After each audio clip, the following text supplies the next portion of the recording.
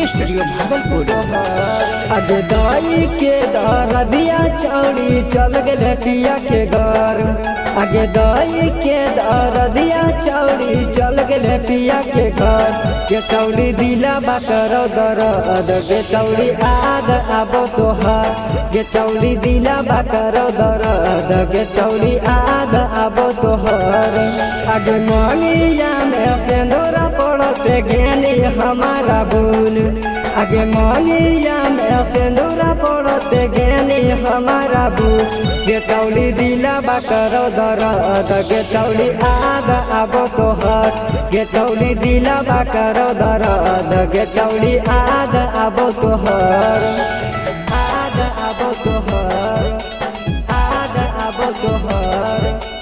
के चौड़ी दिला बाकरो दरद के चौड़ी आद आबो तोहार। आद आबो तोहार। आद आबो तोहार। आगे जाके तो गेले आदो न कैले हमरा के छौड़ी तो भूल गेले। आगे जाके तो गेले आदो न कैले हमरा के छौड़ी तो भूल गेले। आगे तोरे याद में चौड़ी हमर अखिया से गिरौलोर।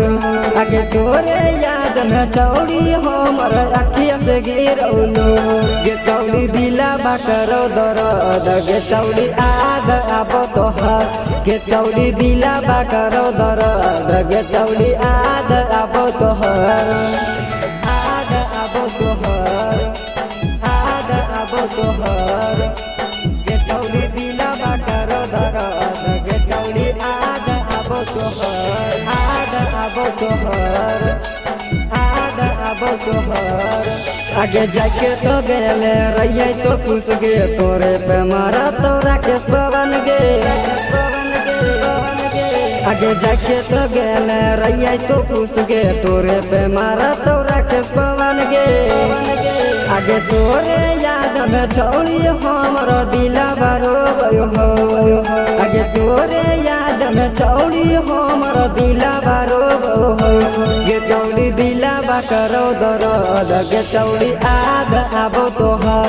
गे चौड़ी दिला बाकरो दरद गे चौड़ी आद आबो तोहार।